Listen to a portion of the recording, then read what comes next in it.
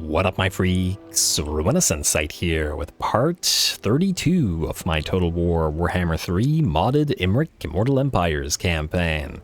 Now, I know it's been a few days since the last episode. I do apologize for that, similar to what I said in the Scroll campaign, for those not watching it. Unfortunately, I had a very busy week and didn't really have time to post anything, and that included the rats, and then when I did, I had to post the campaign that was doing the best at the time, which was, at the time, Lord Scroll. Anyway, now we're in a little bit of a better situation, so I'm back. Imrik's back, and everybody's back. Imrik's back, Archaon is back, Skrulk is back, everybody's back in a horrible amalgamation of a rat and elf and chaos. But anyway,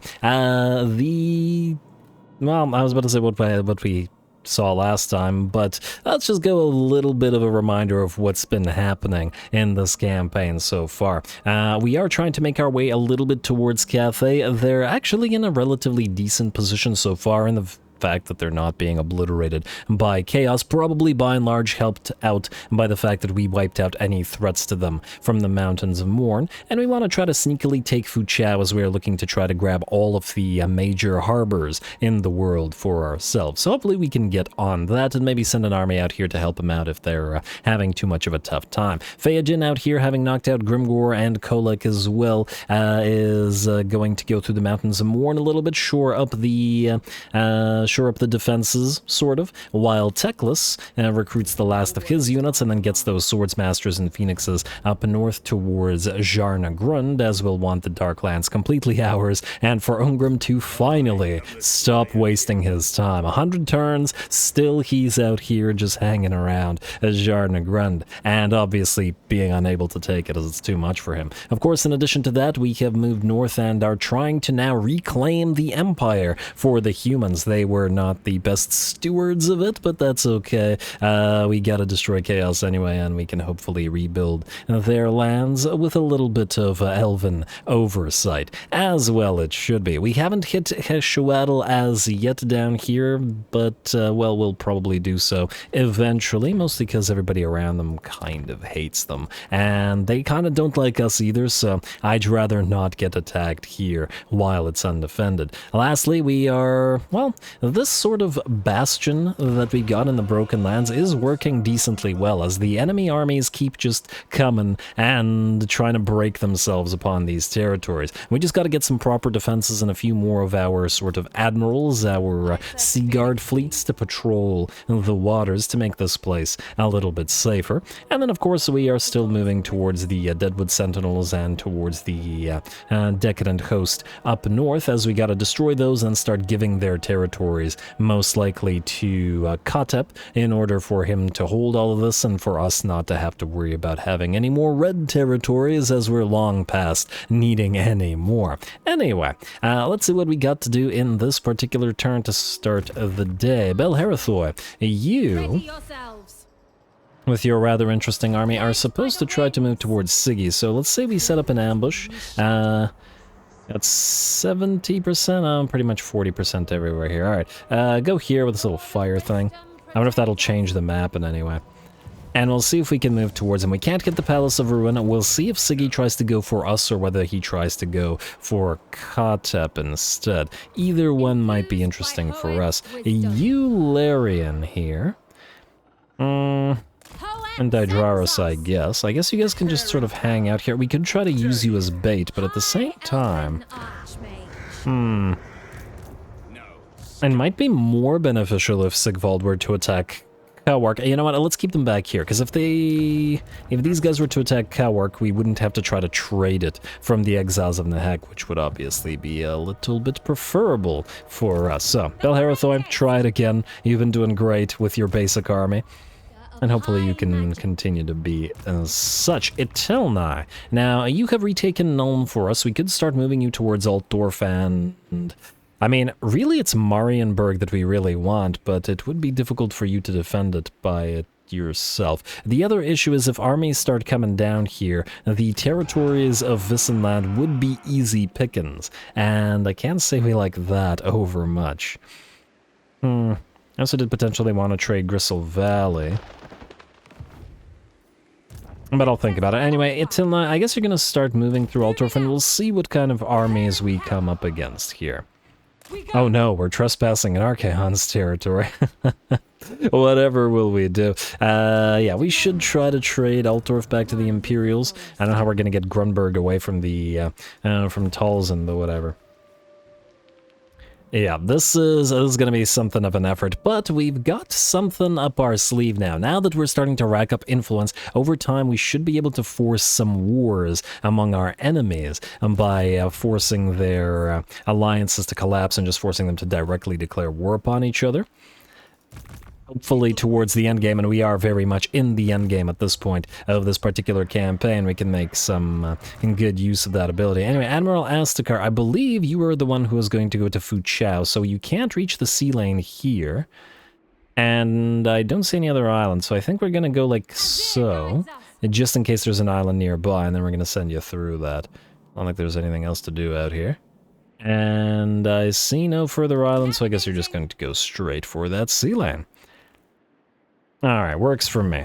See if we can't grab Fuchao for us. Architect Anna doesn't need to do anything, and neither does Wendrina, I suppose. We do have to keep an eye out on our money, because we are still in the invocation of Assyrian, and we gotta make use of that construction time reduction for 50%, because we are building tier 5 buildings in a bunch of places, and we want to make good use of those buildings. Alistar, you are going to head to Aberheim, I guess, and then into the Moot, and then on towards the Sylvanians. I do wish we didn't have to destroy Vlad, but unfortunately it's the case that he's not fighting chaos at all, and, well, obviously he's also an enemy of all of our allies, but if he was at least being somewhat useful, but he's not here. Anyway, Admiral Yavathul, you're going to go into non-march stance. We can't really risk Black Buckthorn attacking you.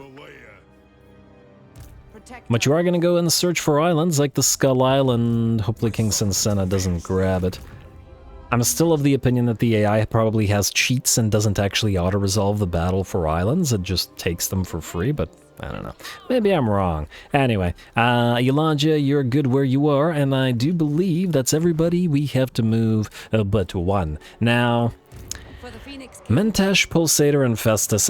There were some comments to maybe save Festus for Arathon, but here's the thing. I do feel like, I mean, this won't knock Festus out. He's one of the stronger factions remaining, and it feels like a good opportunity to destroy his armies here without infecting Arathon with another plague, which we are trying to avoid. So I think we are going to make use of this Admiral army to try to knock Festus out. Plus, this will give us a battle in this particular turn, and, well, it's been far, far too long since we've seen staunch elven spears and descriptive word elven arrows go.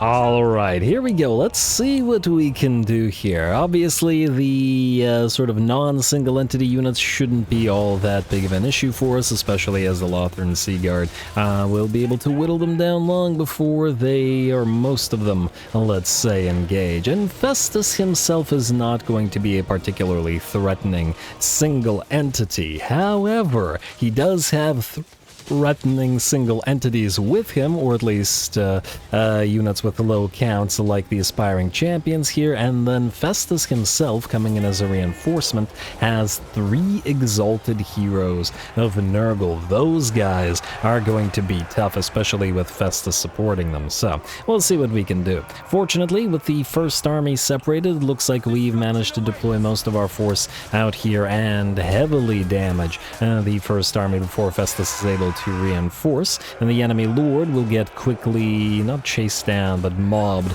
by our noble and our princess here. While most of the enemy army is being repelled by the Lothern Sea Guard. Going to be a little bit tougher against the Aspiring Champions, but fortunately they've taken enough damage via our range attacks to be forced away. Enemy Lord tries to come back on his chariot, but will trundle away once more, but the Exalted Heroes of Nurgle are here on their Rot Beasts as well, and damn, look at that charge. The increase in speed is massive. And yeah, these guys with all their regeneration and Festus supporting them and their pretty nasty stats should be pretty darn solid here. Let's see if we can take care of them. We're going to try to do our best to try to knock them out before Festus himself gets here. He is rather slow with only 30 speed, and by the looks of it, his entire army is much, much faster than him. So we've got a little bit of time to try to whittle them down. And that said, the Exalted Heroes are proving to be fairly tough to bring down. I also did deploy our 2 units of Silvern Guard, which are somewhat hurt, beside our artillery pieces, with the idea that maybe the enemy would send its manticores or its fast movers, its doggos, something out there. But at the end of the day, the enemy decided not to do that. Which means the Silvern Guard have so far not been super useful. We are going to move them in to reinforce us here rather shortly, as it may very well be needed. Alright, Manticores are still fighting, the Exalted Heroes are still fighting, and Festus is drawing somewhat close. Spawn of Nurgle together with Forsaken of Nurgle, the classic combo, have managed to reach our lines as well as we were trying to, or at least a little bit too focused upon the single entities. Another Manticore comes to play, though the first one is pretty badly damaged here. One of the Exalted Heroes is out, but it looks like several of our units of Sea Guard are starting to suffer as well. One is booking it on out of there, and the one defending the flank against the chariot-riding Exalted Hero is in pretty darn bad shape. Alright, that said, the bounce power is at about 70% in our favor, and if we can at least force those units of Exalted Heroes to run, we should have the ability to carry the day. Another Manticore ultimately fails to find too much purchase here. Gotta love those spears on those Sea Guard, definitely needed here. Looks like the Beasts of Nurgle have made their way into the fight, and Festus has finally drawn into range. We focus him down with as much as we can. Our artillery, our Dragon Breath, as well as more than half of our Sea Guard will pincushion him and not allow him to cast anything else. His Manticores and 2 of his Exalted Heroes at least are still in the fight, and several more of our Sea Guard are booking it on out of there now, as well as our Noble, who has failed to do enough damage to the Exalted Hero and will probably not die, or at least I hope so. When the Exalted Hero is wavering on the bright side, though the other one is still relatively fine, just like our artillery pieces, who apparently did not, in fact, need protecting. Turning to be a pretty nice battle. I think at the end of the day, if we had brought Arathon to do this for us, to fight these 2 armies, Arathon would have destroyed them with little to no trouble, similar to the way that he destroyed pretty much everything that he's faced throughout this entire campaign, with little to no trouble. This little Admiral army, however, without its mage, or without a mage, and, well, without any ringers, like the Eagles, had a little bit tougher of a time. Anyway, with that, the enemy army shatters and the battle is ours. Going to need to chase down at least a few of the enemy troops, specifically belonging to Festus's army, as his own stack was not in march stance like the other stack beside him was.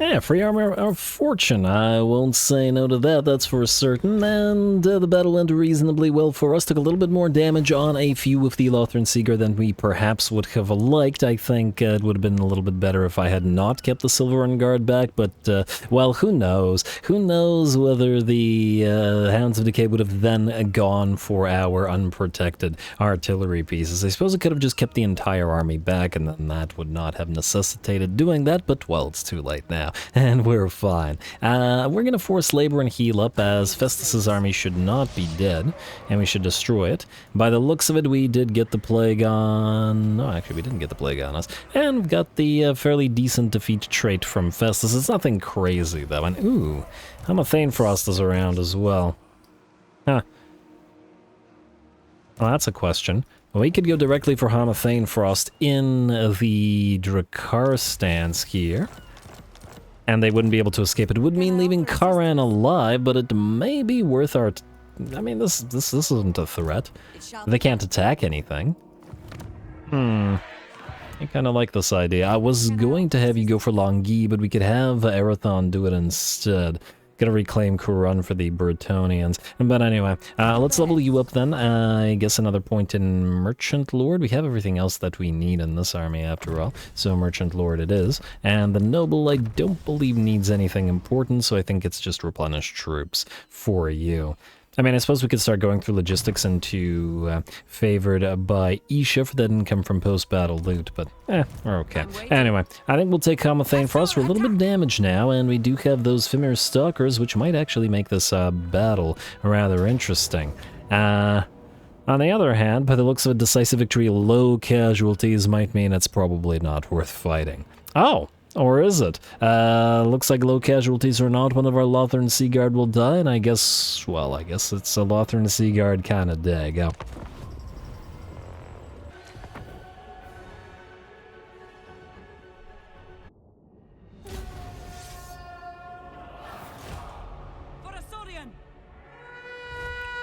Alright, here we go, round 2 for Larishian. Certainly not what I was expecting in this particular episode, but hey, it's not necessarily a bad thing to see these guys fight, and by these guys I mean the Seaguard armies, and also it's lorefully accurate. We have to command the seas around Ulthuan, and frankly it's better to do it this way and destroy enemy armies while they are en route toward us with the Seaguard, rather than having them land upon our shores and annoy us or raid us or go for the undefended territories, generally speaking. Anyway, Larishian took a few pot shots at the Feral Manticore here, and it looks like the Manticore was annoyed enough, by itself mind you, to attempt to give chase to her. Of course this was a foolish move altogether, as the Manticore will quickly get pincushioned and brought down, and that will allow Larishian to move right back and try the same thing with the other Manticore. Looks like the AI is wise to our tricks, however, and while the Manticore will take a shot or two, the rest of the army will follow suit as well. Artillery pieces are going to, once again, what the heck was... What were you firing at? What was this?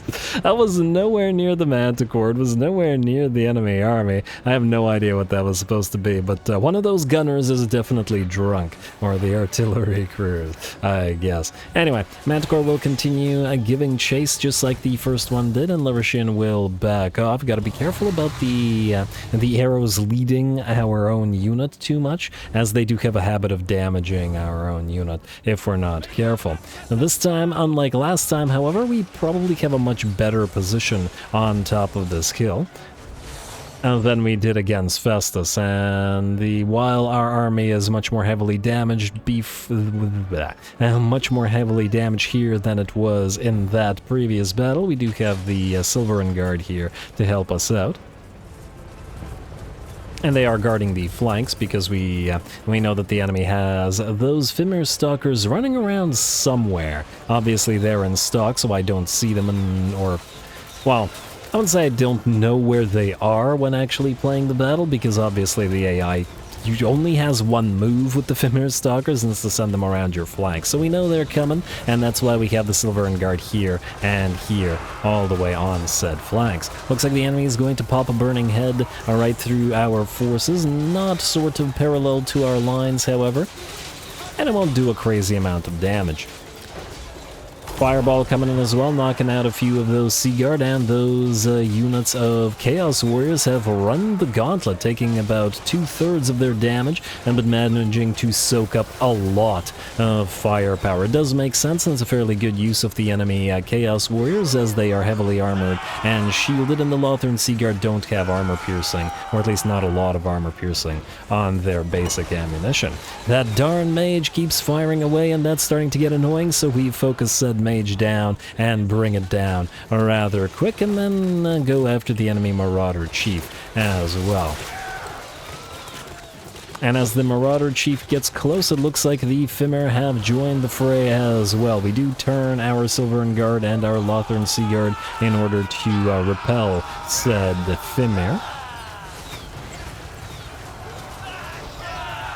And it does look like it's going reasonably well here. Bounce power shifts to about 80% in our favor. 2 more Femir attempting to get around our flanks, but by the looks of it, they may be a little bit too late, as most of the rest of the army has fallen.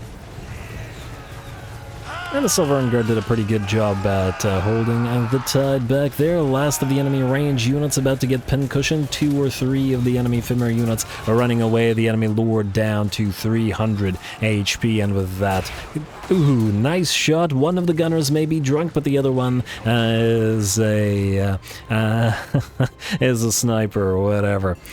Marksman, there we go, that's the word I was looking for, and brings down that enemy lord, and the other 2 remaining Femir will shatter before they manage to make it to the fray. Lovely. And since the enemy army was in march stance, we don't have to give chase to them.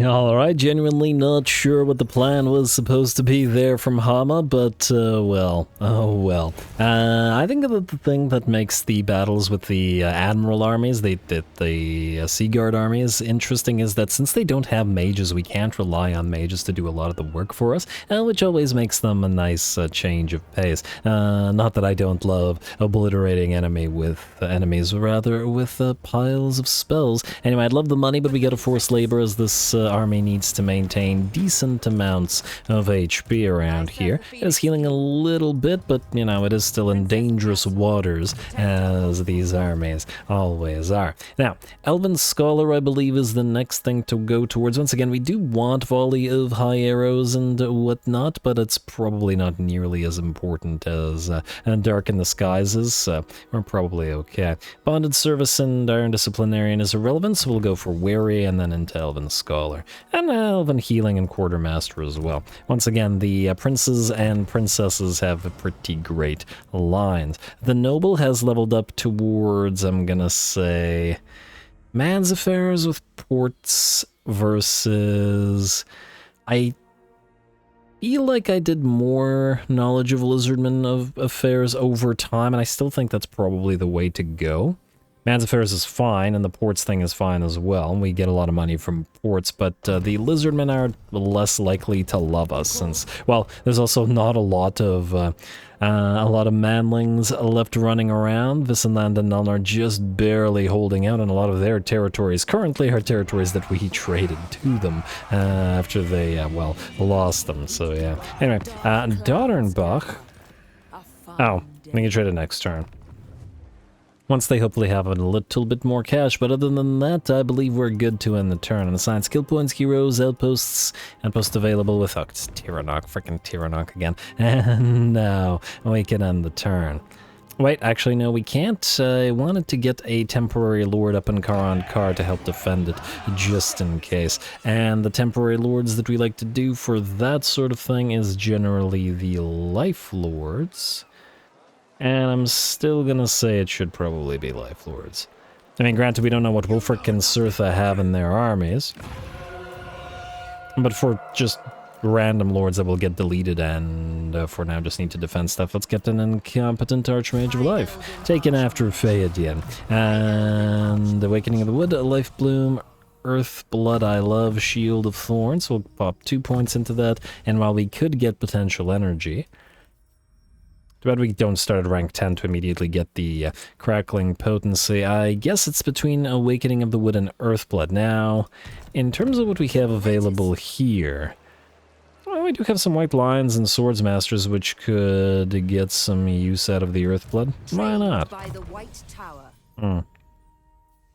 -1, yeah, Earthblood is the better pick. The reductions for the second tier out of Awakening of the Wood is only -1 mana. Versus the -2 and -3 for upgraded and non-upgraded for Earthblood. So we'll do Earthblood. Anyway, that will end us the turn. Ally mobilizes against army. Correct Drin. Yeah, they're gonna fail. Sure, we've told them to do a few things. Hey, Clan Scryer, well, it's been a long time coming. We were always expecting to have the rats eventually attack us, and here they are. Well, actually... I guess that means we have to send Ilariel not towards the lizards, but the rats instead. Well, we come back and one of the biggest factions that is near us, as one of the biggest factions that remain on the map, decide to attack. Sure thing, enter war on side of ally. And underway interception, Chiraflesh. What level? You're level 5. If this was like a level 15 mage, I would have fought this, but no. Huh. Could make them waste their nukes, but I don't know whether the AI has an infinite number of nukes, so it could very well. Have you guys ever fought a clan scryer battle where they didn't have a nuke available? I'm actually genuinely curious as to whether they have infinite nukes. Anyway, peace treaty with Vladdy. No. We'd rather knock him out before he raises a bunch of new armies or raises the dead, and aha! Well, that didn't quite work out like I wanted it to. Sigvald appears to have bypassed Belharathoi. Back away, Dydraris. We don't care about whether you live, and he can't chase you down. I was gonna have the other army fight, but the other army, not Dydraris, but the other little army is beside the settlement, so they would have actually had access to their garrison. Not much of a garrison, mind you, but probably enough to deal with Siggy. And what do we have here? Looks like Wolfie and Surtha and Aetulf have besieged Karond Kar. We do have a fairly decent garrison here. I guess the question is, what is exactly in this army? Karakadrin has attacked Clan Molder, which I believe was their main stack, and Ratmik is still coming down. Could go for Mount Gunbad again. I know. Mount Gunbad. You're ready for the Citadel upgrade. Nice. I'm not going to bother switching back to growth or whatever, because it's 2 turns, whatever. Ambush foiled, settlement besieged Karond Kar, settlement besieged Slaver's Point. Double besiegements. Like I said, this bastion is doing work. And oh, the besiegement here prevented you from recruiting, which is a little bit more annoying, but what can you do? Settlement besiege, yeah. Constructor, sure. Constructor ready for duty. Enthal, I don't remember who you are. Kyriella we've used before, but isn't needed now. Upkeep production for Great Eagles, War Lions, and Phoenix units, which is good. Unhappy populace in Shroktak Mount. That does nothing. At least that's not something we have to concern ourselves with. Alright, so there's a couple of interesting things that we've got here. First of all, Mr. Teclis, you are heading to the Black Fortress. Black Fortress, you now have the Greater Grove and Elven Artisan upgrades. And but Teclis, since we've reached tier 5, will at last be able to recruit 2 Arcane Phoenixes. I have to wait 3 turns to do it. And wait, well, he's missing something. Oh, he's missing his Regiment of Renown Arcane Phoenix. But we can't do anything about that. We've also got more Dragon Princes and the first of Imrik's Star Dragons. We do want to get him at least 1 more, but we'll need another tier 5 somewhere else to do so. I think maybe we'll just use Recruiter Zamdilla to get those on field and transfer them to Imrik, which means starting to recruit right now. Granted, the expense is just insanity.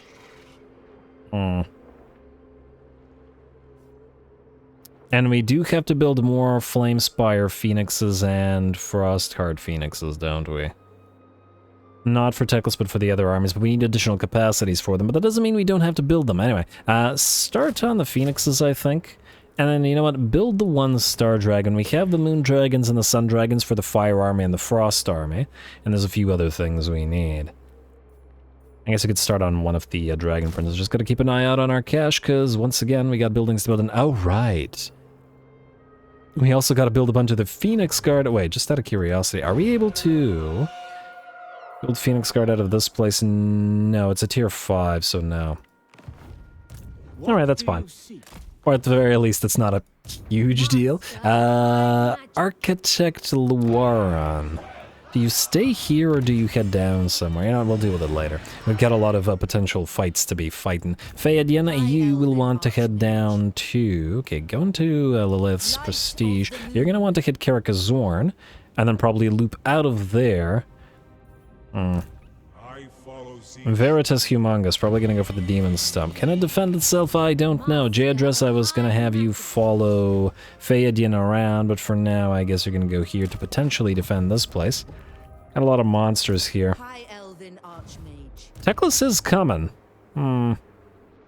Almost tempted to say maybe he can fight without the... wait, how much would it cost to recruit Arcane Phoenixes with you instead of Teclis? Teclis can recruit them very cheaply. You got 2.6k, and you've got them for... You know what? I think sitting still for 3 turns is not worth it, meaning we're going to recruit the 2 Arcane Phoenixes here instead rather than in Teclis' army directly. At least this will allow Teclis to move up here and fight earlier, even without a full stack, but we've seen him fight many a time without a full stack. He doesn't need to. We're okay. Admiral Astakar, go to Fuchao, so head down to that sea lane, please. Okay, I'm not doing things in order, am I? Anywhere near it, but there were important things to do. Oh, right, Imrik. Oh, they did get the Skull Island. King Sensena, damn you. And notice, this army is not hurt at all, and it hasn't, and it was already slightly damaged. It hasn't lost any units, so I think I'm right in the AI. Whenever it comes across an island, it just takes it without actually having to fight the battle. I'm actually kind of curious as to whether they are... Oh, right, the rats. The frickin' rats. I guess we have to go after Cheerflesh. Huh. We don't know what's at Stormhenge. What can you do? Alright, so we're gonna take you here. Arwen, stay in march stance. I don't know whether we can catch Cheerflesh, but the 2 of you should probably move together. I also should transfer the Fire Rain Rockets to you. Go here. Hopefully we can catch him. You're not gonna go close to Imrik, are you? No, I don't think so. And knock this out. We don't actually care about Gorgazan at all, but we also can't leave these guys around here. I don't know why I attacked with you, but whatever. Alright, and another Hammer of Fortune. Well, I guess it's a fortunate day. And a lovely day. Ransom captives. More influence, I suppose. We're at 552, and ooh. Speaking of influence, okay, Kelana, you definitely don't need this. As of abilities, Wayfarer only for heroes. No, thank you, but who cares? You are going to trade to Arwenil, who's moving back to Gorgazan and then probably around to Stormhenge. We're going to need to redistribute some armies now that the now that we've entered the fray against the I also probably don't need the Signs of Mathan here. They should really go into a different arm. I mean, obviously they're not a fire-based unit whatsoever. We could delete them. Because I was wondering who to delete here. Let's do this. I mean, you can hold on to them for now because we don't have a place for them, but most likely we'll delete them. Anyway, Imrik, you're going to hit the Zandri. You... Yeah, I guess Imrik will have to do this. Go to Zandri. And we'll see if King Sensena decides to land. How to resolve this. It's going to hurt our chariots most likely. Oh, that's shocking. It didn't hurt our chariots at all. Occupy the place.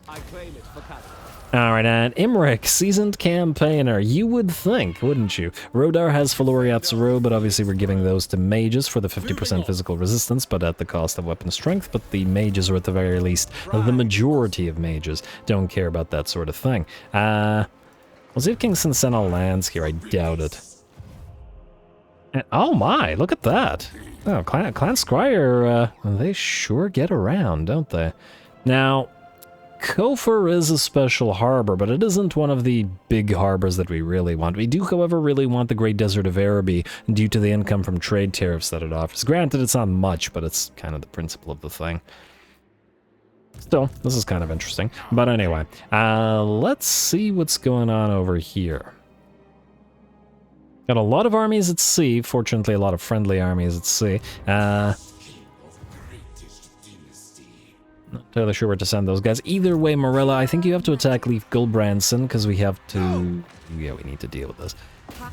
And he will fight. He's got 4 Feral Manticores and 4 Norse controls against a army of random garbage, basically. Well, Morella, you may have your work cut out for you.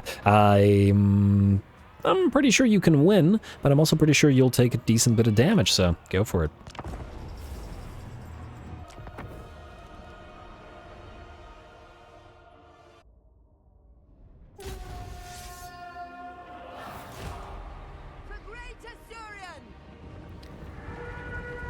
Alright, here we go. Lots of Norska and Chaos today, but hey, we have a Last Alliance sort of deal going on here. We got dwarfs working together with, well, I guess we don't, well, we kind of have men in the form of the Battle Pilgrims, so yeah, everybody's together, and nice, and oh, huh. The Battle Pilgrims actually look pretty great with the red and green colors of Imrik's faction, the Knights of Caledor. Pretty great. And we'll see how the Goblin Hewer and the 2 units of Rangers work for us as well. Now, in terms of deployment, just real quick, even as the enemy army moves towards us, we have the Goblin Hewer and the Rangers out front, in front of all of the High Elven archers, whether heavy arrowheads or not, simply because these guys, the dwarves, can actually fight in melee, and the relatively fragile Elven archers behind them cannot. That said, the Lothern Sea Guard are in front of the various dwarfs because they have much higher melee defense, and we have a boxy little formation of spears both in front, on the flanks, and behind us because the enemy has a lot of single entities. Trolls, 4 Mantcores, all stuff that could rush through our lines and move towards us. Anyway, speaking of moving, the Marauders are booking it towards us in droves, taking a few axes from the Goblin Hewers and many an arrow and quarrel from the Rangers and the archers. Looks like the enemy lord will close the distance and charge the Battle Pilgrims, but they're unbreakable and can distract him for as long as at least one of them remains alive. The trolls have made it in as well, and you can't underestimate Norscan trolls or Chaos trolls. These are the Norscan variety. Even the regular kinds, especially as we saw in the Wolfric campaign, where they have been cleaning house with Throggy, even without the ice trolls. The Mantcores are moving in now as well, several of them distracting units of archers and doing a pretty good job at it, but not distracting the Goblin Hewer, which is absolutely obliterating enemy trolls. First of the trolls is out, and the next one is at half HP and will probably get obliterated as well relatively quickly. Assuming we don't switch targets to an enemy Manticore, which we do. There we go. Manticore is the target of the axes now. And probably not for long, as it rapidly loses about a quarter or third, half of its HP. It's dead. It's completely gone. And the dwarves will probably knock out a few of our own units with those axes, but frankly, they're probably not super upset about it, so it's a win-win, I guess. I'm now kind of tempted to build an army, there's a fiery convocation coming down, build an army with Goblin Heroes as a focus. I'll think about it. Anyway, the fiery convocation rips a line through the enemy range units. The enemy lord still completely distracted by the Battle Pilgrims and achieving nothing. I believe 3 out of the 4 Manticores have now been killed, and 1 unit of Trolls remains, as well as a few Berserkers and range Horsemen. But otherwise, we are holding the line. The Silvern Guard are doing fairly well on, or the Spearmen rather, doing fairly well on the flanks. Even the Marauder horses have attempted to close the distance and move into melee, but that really doesn't help them out, as the spears have plenty enough melee defense to hold them back, while the archers riddle them with arrows. Our Goblin Hewer has run out of ammunition completely, but has racked up a solid amount of kills, and I believe damages. Screw it.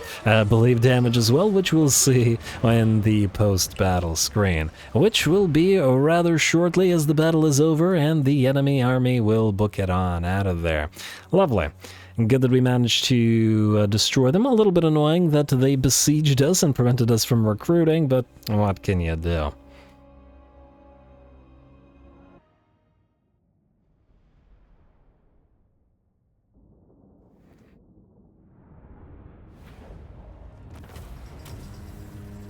Alright, not bad at all, Morella, not bad at all. We did plenty of damage with Morella herself with 46k, but she had a bunch of, well, she has a bunch of bound items, or bound spells, and due to items. I think the more interesting aspect is the 21k damage on our Goblin Hewer, our Dwarfen Auxiliaries, though sadly the Rangers didn't do all that much. In fact, did very minimal damage compared to the High Elven Archers with, well, whatever arrowheads, I guess.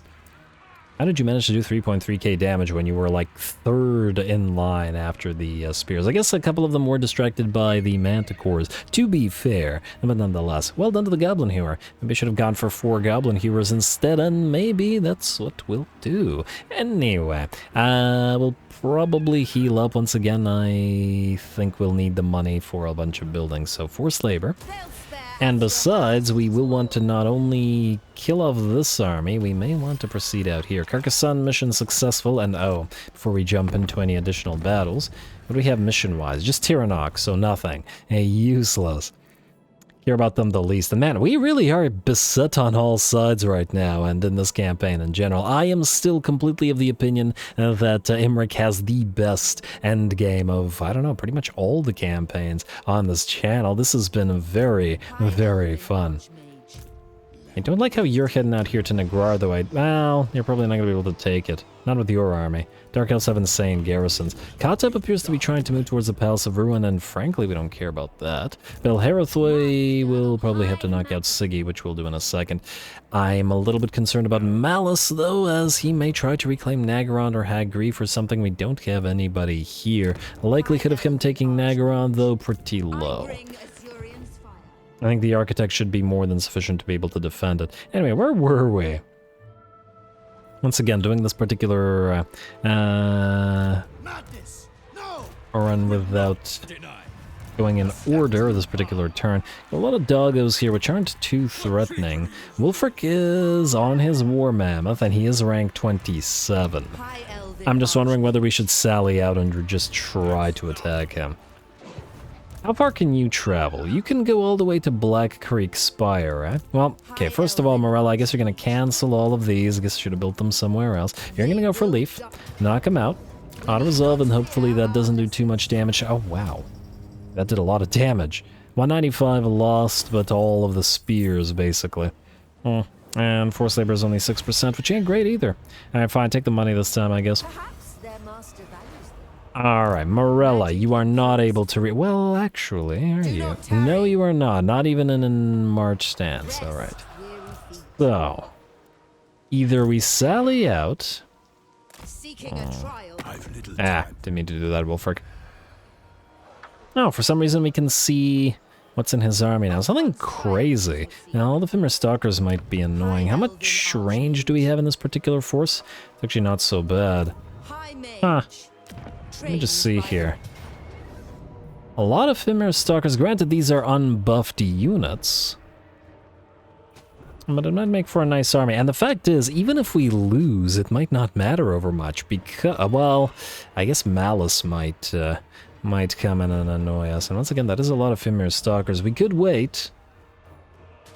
8-guard Swordsmasters, White Lions, Lothran Seaguard. The range damage on the unbuffed Lothran Seaguard is only 33 missiles, so our missile strength in this particular army won't be all that crazy. Nonetheless, it does seem like a fun potential army, or fun potential battle here, wouldn't you say? I would say, and therefore we're going to fight this. Before we do, I don't remember what the engagement threshold was for this particular campaign. I think we dropped it down to 250 likes and 40 comments as we're past the 30th episode. Something along those lines, but we'll do keep that in mind, as it will determine how long the campaign runs for, or at the very least how long on this particular channel, as in not on the second channel. I'm still very much invested in this particular run. As I've said, I'm very much enjoying actually being on the defensive in the late game, at least in some areas of our empire. It actually feels like a proper world-spanning empire where we are attacking in some places, defending in other places. It's all very interesting,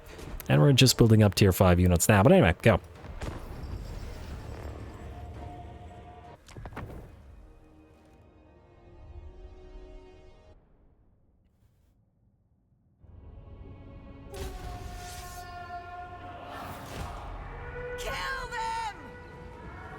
Alright, kill them indeed. We'll give it the old college try. We do have a fairly decent stack, or at the very least a decent balanced one, even if our units don't have the buffs from Redline and whatever, since they're just a garrison unit. That said, or just a garrison army. That said, the enemy has 2 stacks led by Wulfric himself, and at level 27, one of the higher level lords that we've encountered so far in this campaign. Plus, he has a bunch of solid regiments of renown, and namely the Great Maherd of Blood Fjord, as well as the Maws of Savagery Armored Skinwolves, a regiment of renown, and the Icehorn Marauders. I forgot what the full name is. Icehorn something.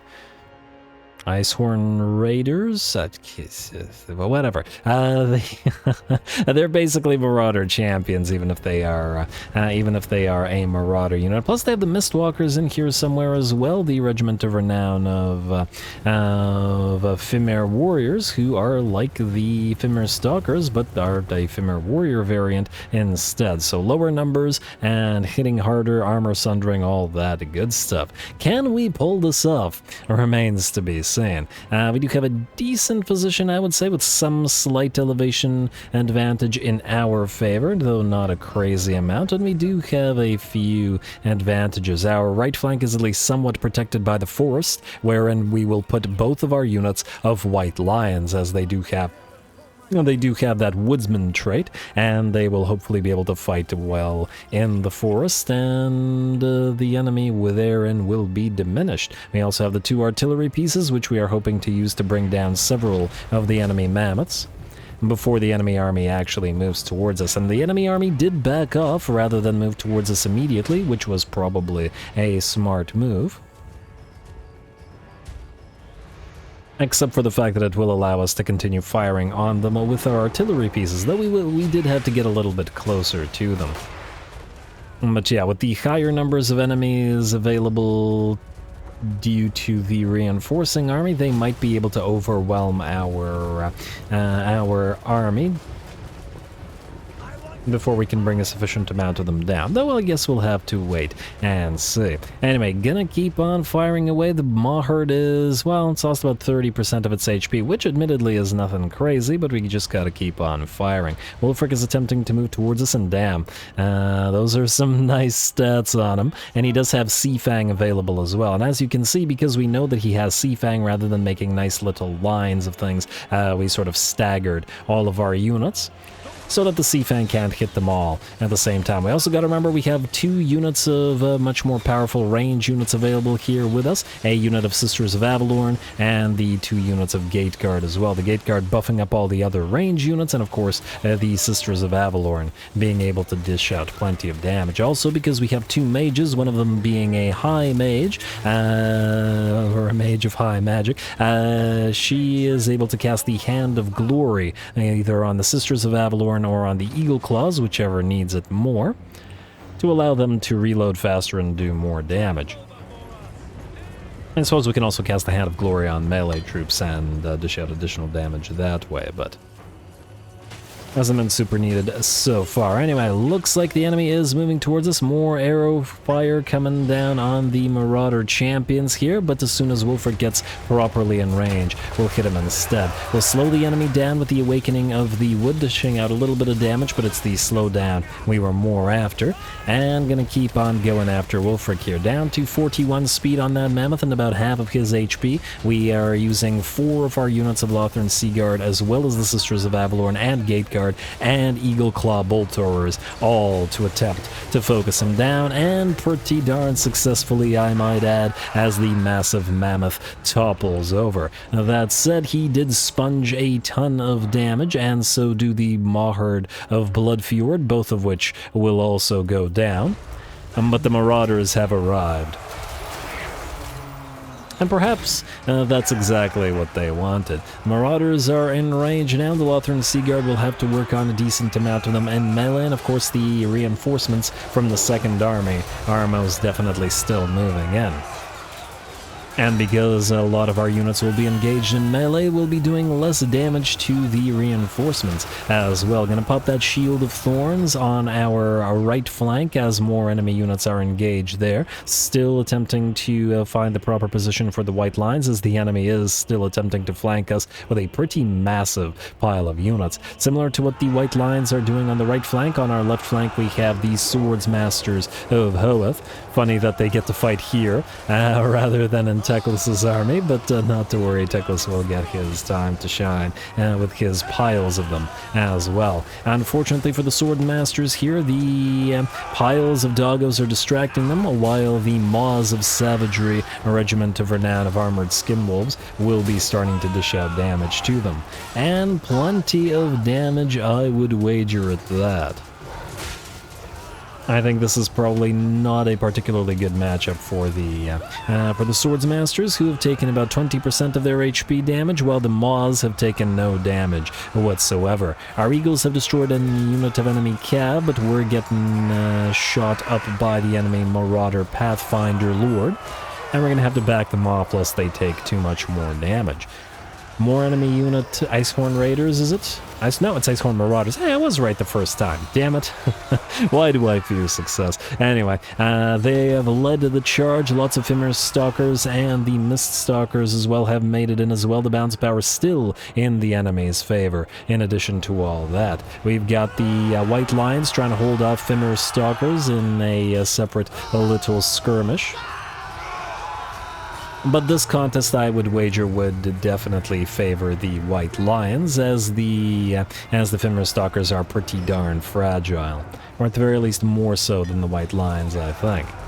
At least in a one-on-one like that. You're not supposed to use the Fimir Stalkers as a main line sort of deal. The left flank is still very much in trouble. The Swords Masters have been obliterated by the Maws of Savagery, but we have switched fire on the Sisters of Avalorn to go after them. We have been forced to use the Eagles in melee now, lest our left flank get overwhelmed, because with the Swords Masters out and two of our left flank Lothern Seaguard units on the way out as well, having taken a lot of damage, we are in danger of having our back line completely overrun.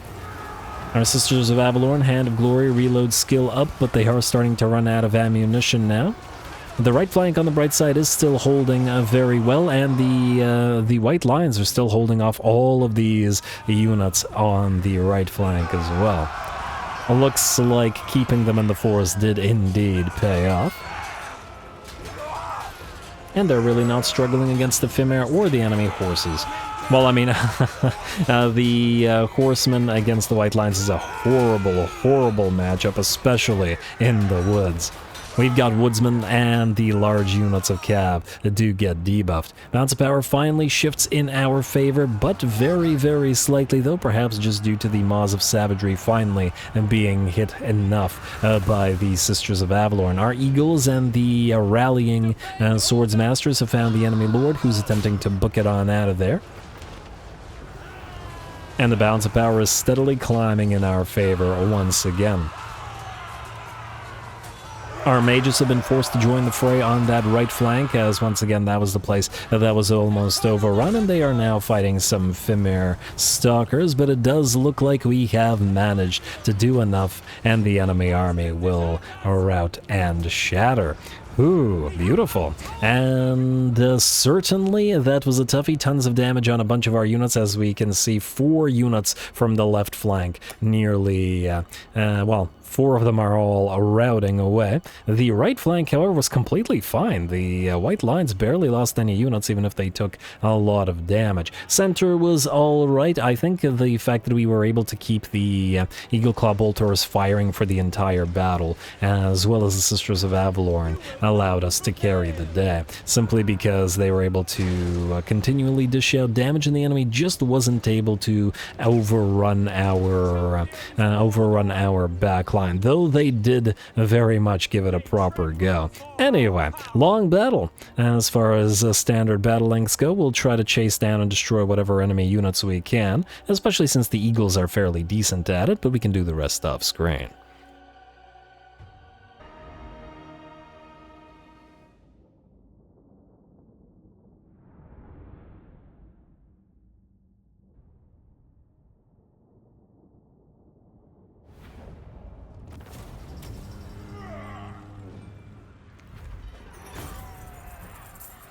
Ooh, alrighty. That was an incredibly fun fight. A glorious, fantastic, I don't know, words, many words, battle. I really enjoyed that one, is what I'm getting at. It did came close. It did came close. It did. I'm still so excited I can't speak properly. It happens. It was down to the wire at the end there, especially as we were starting to get surrounded and a lot of our troops were no longer able to fire in range. Yeah, we're swords masters, didn't... weren't able to achieve all that much simply because they were sent off or obliterated by the Maws of Savagery, which did quite well against them and actually managed to survive, if just barely so. On the bright side, though, our Sisters of Avalorn racked up 36k damage, and that, considering they are unbuffed, a just basic garrison unit, a decent bit of damage on various of our units of archers. The Eagles were also quite helpful, assassinating the enemy lord and keeping a few of the enemies back and reacting quickly to the doggos attacking our Eagle Claw bolt throwers. Our 2 units of White Lines racking up about 200 kills between them and about 17k damage on each of them, holding our entire right flank, fighting unseen essentially in the woods against the enemy Marauder horses and Fimir stalkers and wolves. Good job to those guys, and I also got to point out that, well, they didn't take all that much damage while doing so. Great job to them. Fun, very fun fight. Sadly, the forced labor doesn't work here, but I guess we'll take the money, and it is a fairly decent amount of it as well. And I do think that is now no longer enough for these guys to achieve all that much. Mission successful with Talzin is good. Now you got the defeated Wolfric trait. Not that you're going to be kept around, though I suppose we could keep at least a few if I were... I mean, yeah, we should probably keep defensive armies here. I'm not entirely sure what we're going to do about Malice as yet, and I'm tempted to say we might want to move into Black Creek Spire in case these guys try to go for it instead. They are in range of it, and yeah, we'll probably heal less there. I'm wondering whether we should sit outside of it or whether we should go inside it. Wait for reinforcements, or, well, I guess it might be okay. They would have to wait for reinforcements themselves as well. Alright, go here. Go right here outside of Black Creek Spire. And await the enemy, and we'll see what we can do. Just really need to get the garrisons up and running in this territory. Anyway, folks, with that, I think I'm going to call the episode here. We've had 4 battles, and that means a ton of editing for me, and there's still lots to do this turn. So I'll take care of the admin. We'll come back, and we've got the rest of our armies and stuff to move around. Sigvold still has to be... Actually, this army isn't all that strong, but I'm willing to bet that we won't be able to auto-resolve it, I think. Maybe. I'll definitely run, although as to whether we'll be able to auto-resolve it remains to be seen. Frankly, it's not much of a force. And Dal Harathoi still needs to destroy him. He'll run here. Let me just see here. With 2... Oh, wow. Really? Really? You're gonna go all the way around like that to completely waste our turn of movement? AI. That was the rudest thing ever, but anyway, just hit him. I'm definitely salty about that. And if we do this, it won't kill the Illyrian Reavers. All right, we'll just auto-resolve this. This is it's just hounds and yeah, and marauders. It's not of concern. Huh. A couple of spears got really badly damaged and the Illyrian Reavers did not. I don't know what the heck is going on here, but sure, why not? A free Lichbone Pennant, though, I won't say no to that. Sorry, Siggy. Ooh, ally mission successful. How close are we to Hyro Titan number 2? Where are we here? Oh, wait, not Karakadrin. We need Exiles of Nehek. We're at 34. I need 49 for another Hyro Titan, 45 for a Necrosphinx. I could do a shop to your Spokal Stalkers as well. I'm just thinking for the Black Dragon's army. But anyway, that'll all be things we'll have to deal with next time. And yeah, calling it here. More Imrik to come. Don't forget to leave those likes and comments below. Next time we fight everywhere. We are beset on all sides and will continue to be so for a while yet. So hopefully stay tuned for some more fun fights. All glory to the algorithm. Likes and comments, and thanks for watching.